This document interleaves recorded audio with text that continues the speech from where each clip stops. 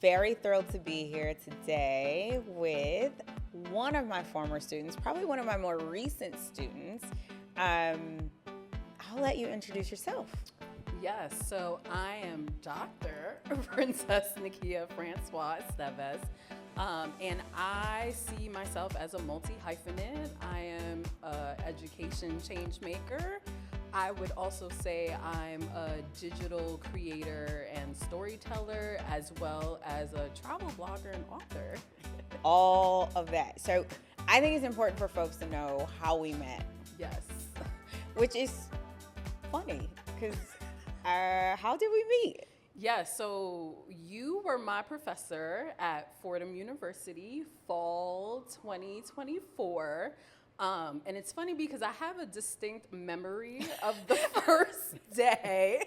I was the first to show up to class, and everyone else was late. Everybody was late. And not just like a little late, like real late. Yes.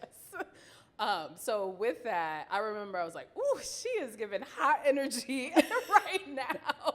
And so I honestly was intimidated by you. I was not sure how this class was going to go. I was like, oh gosh, she's going to be the one professor that it's just not going to work. But I think I realized I loved that you played no games. You set the expectations really clearly, and it gave a high bar because honestly, not many professors know how to intellectually challenge me. I've always been, just like the top of my class or everything. So I think it takes a lot to be in a class where I actually feel intellectually stimulated. And you ended up being one of the few professors who did that for me. I designed that class in the fall of 2020. I wrote that class in August or September of 2020. And you know what we had been through that year. And so this class was actually designed to talk very specifically about power, how power shows up formally, informally, explicitly, implicitly. And educators don't like talking about power. They think power is a dirty word. They think they don't have it. They don't know anything about it. And so the course is actually designed to play with your brain a little bit and mess around with your values. And that was a crazy time. Like Kamala was running, Trump was running, and the rhetoric was wild. Yes. What was going through your mind at the time? This was like your last course before you finished your doctorate. What were you thinking about the world and what you potentially might do when you finished? Yeah, I was in a very interesting time because I was in the beginning journey of a burnout recovery. So I had just started a sabbatical at this point. Transparently, I had a health scare that happened in May of that year. And so this was the first time actually, I think, showing up back in person for classes because I spent the entire summer on Zoom. And so all I was thinking of I need to just be finished with this program. I told myself I would only focus on health and this program and we'll go from there.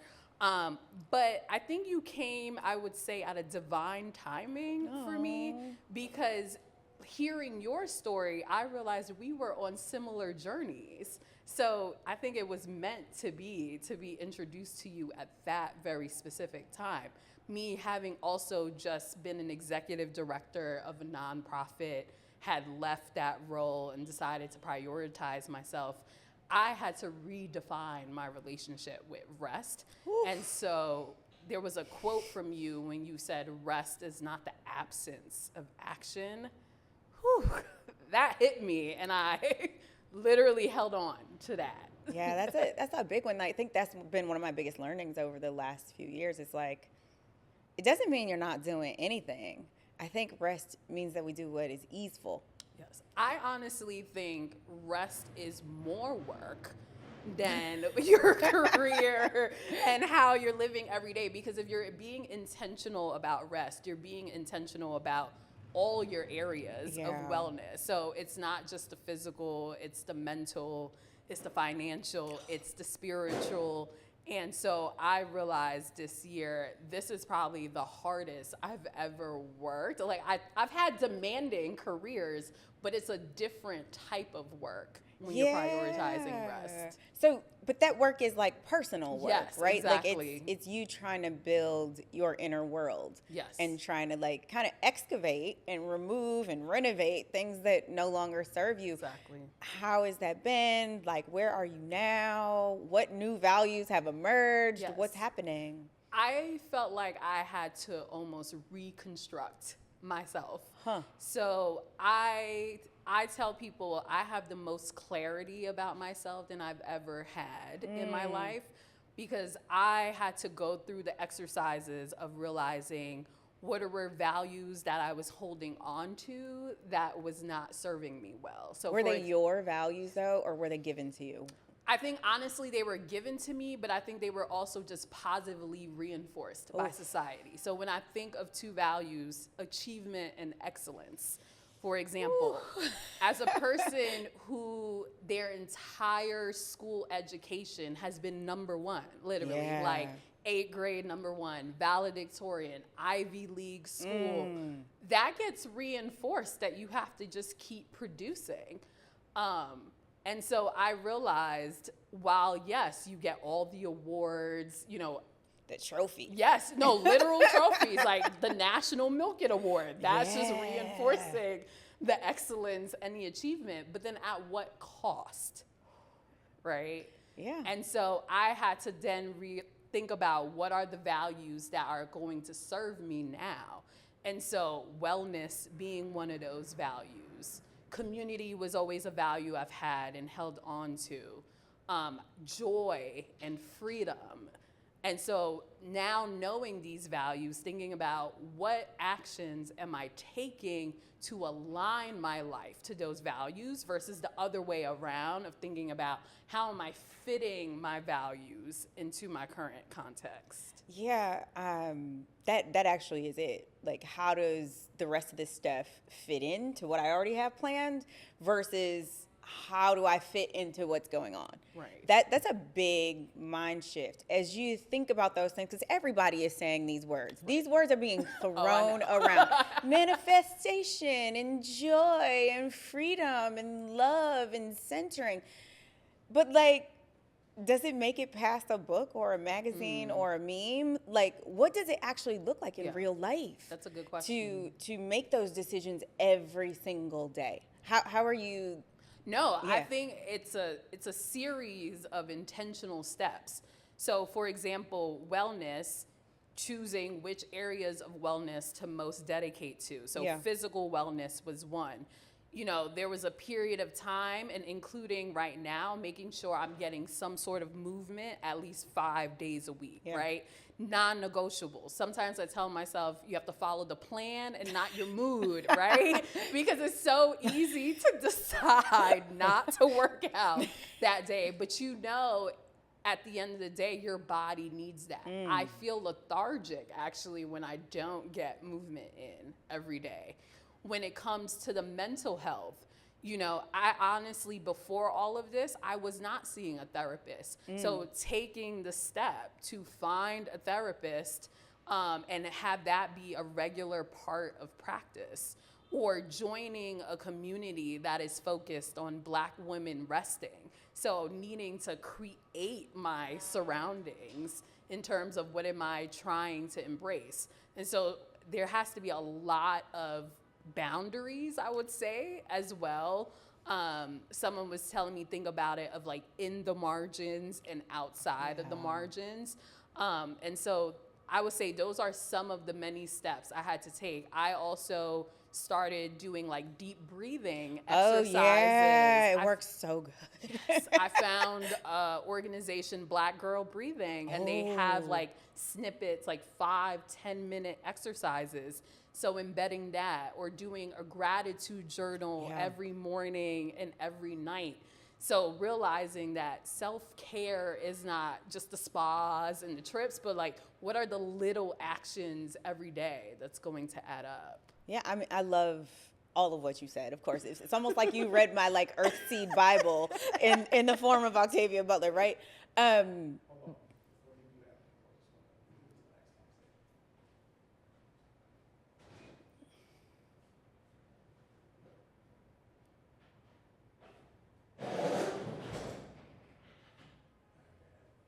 I love that you mentioned finding a therapist and getting a therapist. And I think there's some myths that need to be, is it burst or bust? Whatever the word is. There needs to be some myth busting around therapy. People think they find a therapist and they're fixed. Right? Like, no. now I got a person to talk to. Now I can tell them all my problems and they're going to agree with me. And I don't know that people think and know that, like, finding a therapist who is aligned to your values, that's number one, because I done been through a whole lot of them. I've had the same one for 5 years now. She's wonderful. But it's work. It is work. You show up every time and they hand you your stuff back. Yes. And I mean, how has that process been? Like, how is that shaping you? How is that shaping sort of your path forward? Yes, I would say first, even just finding a therapist, that is hard work. I think that's why I was scared, because you hear all the horror stories. I had used Black Girl Therapy. I actually lucked out. I mean, actually, I did consultations with different ones, but I lucked out that the one I chose, I have been able to stick with. Like, we just clicked. Like, honestly, it became the vibes. That's what I was attracted to. But she's also a Black female plus size woman. So we've been able to not only talk about, my career, because she's also a clinical psychologist. She got a doctorate. So I think there's many commonalities that I'm able to see myself in her. So even when we talk about weight, sometimes, she can talk about from her personal experience and how she has, like, wrestled with her image. But I think it's one of those things I had realized. I didn't realize how hard mentally therapy is. Yeah. Like, you need to have it even scheduled at the right time of day to be able to receive it. But I think what I've realized, therapy is where you're hashing out your traumas, right? We also talk about, there's the discipline aspect and the boundaries aspect, but therapy is the place of all that trauma you've been suppressing. We need to let that all out. Yeah, that's real. So, I mean, one of the reasons we're doing this is around, like, I've taught a lot of kids. Sort of domestically, internationally, all over the world, and lots of adults. At this point in my career, I think I've taught more adults than I have taught children. And I learned so much from you and from your evolution, and watching you over the last 7 or 9 months that we've known each other has just been amazing. I've watched you, like, grow into your own confidence and really just become a shaper of your own way and figuring out what's next. And so now that you're Dr. Francois-Estavez, congratulations. Thank you. What's next? Like, how do you plan to change the world? What's new? What's going to happen? That's a great question. It's interesting because I think this part of the journey has been part of a series of many pivots I've made in my life. So, I started off as a pre-med student in college. I ended up pivoting. Didn't we all?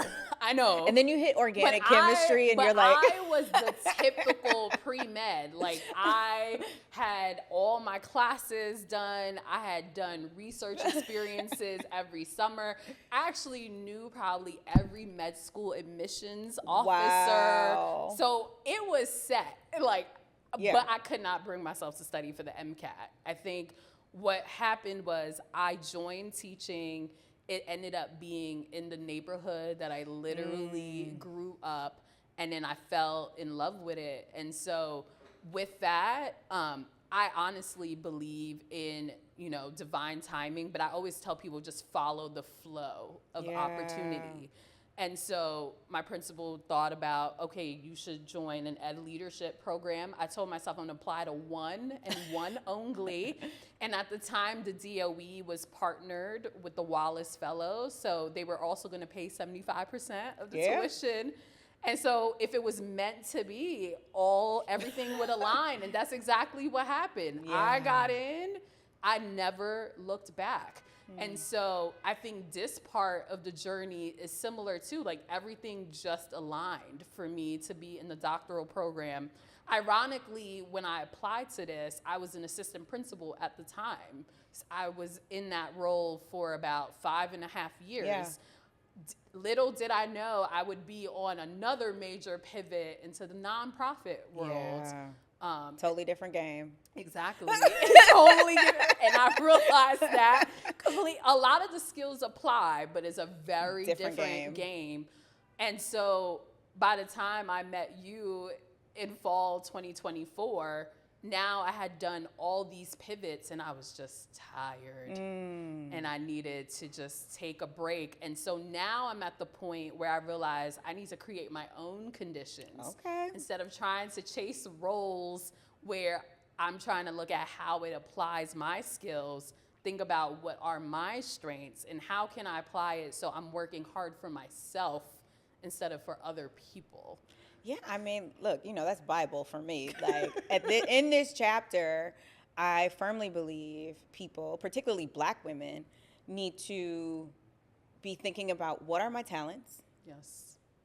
What are my strengths? What do I want to use them for in terms of the greater good? And who should they benefit? And if you know that and then you understand your market value, there's nowhere to go but up. And it's a much more easeful life because you're not doing anything that feels strained or hard or managing all these tensions or, in this political moment, showing up to work where you have to tuck in all of the scars and all of the wounds from everything we're watching just so you can make it through the day. Right? So 5 years from now, what are you doing? How's the world changing? Who are you? I see myself as an education consultant. Okay. I see myself as helping, I would say, educational leaders, especially women of color, who are overwhelmed in their current situations but still want to have that impact. So guiding these women in terms of how you can level up your impact but also prioritize your wellness at the same time. I love this. I want to be living through example as I help these leaders, as I help schools, nonprofits, corporate setting. I also see myself continuing to engage in my love of travel as well. Yes. I think at that point, I probably would have published another book. Yes. By then, so. Yeah, travel is a big part of who you are, Yes, it is. what you do. But a lot of people, especially Black people in America that are like indigenous, like African American people, struggle with international travel. Yes. They get scared. They're kind of afraid to leave the country. Like, oh God, what if I can't get back to my family? Talk to me about like what you offer folks and sort of how folks can learn to travel safely and travel Black, essentially. Yes. Using some of your ideas. Yes. So one, I will say to that comment you made first is that we need to stop imposing like the American construct in international travel. I think once you do that, you will realize the world is your oyster and you will have actually the most freedom probably in international travel.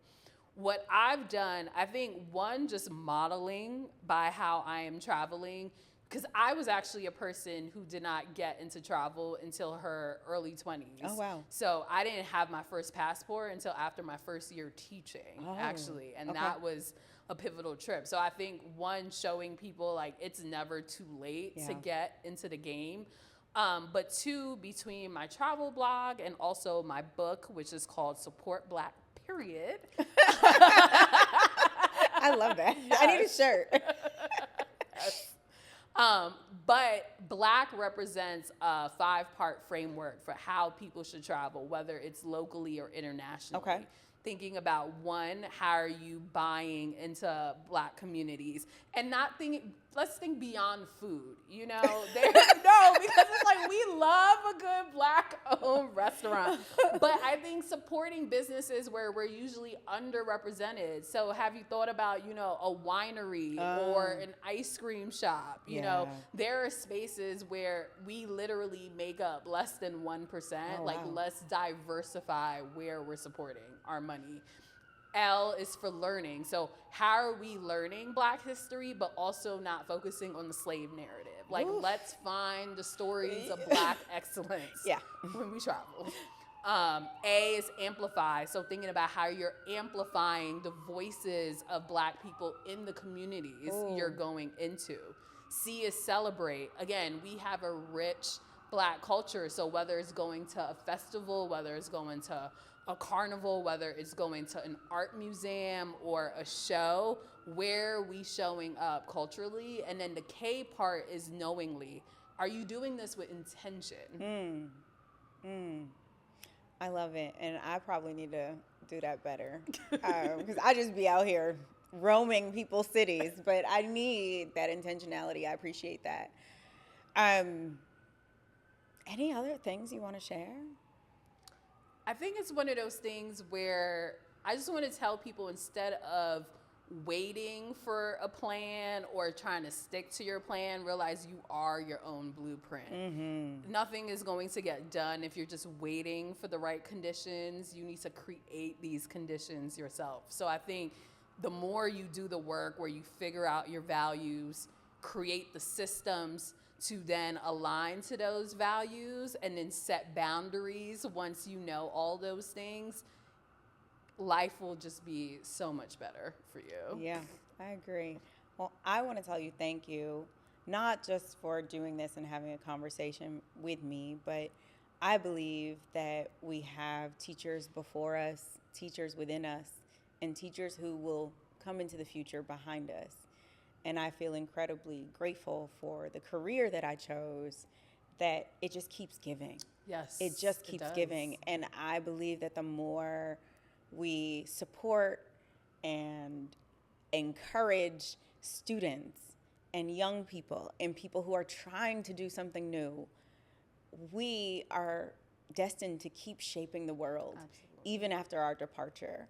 And so I appreciate you. I thank you. And I thank you for being my teacher. And thank you for being my teacher, literally and figuratively, because I think you're continuing to teach by living through example.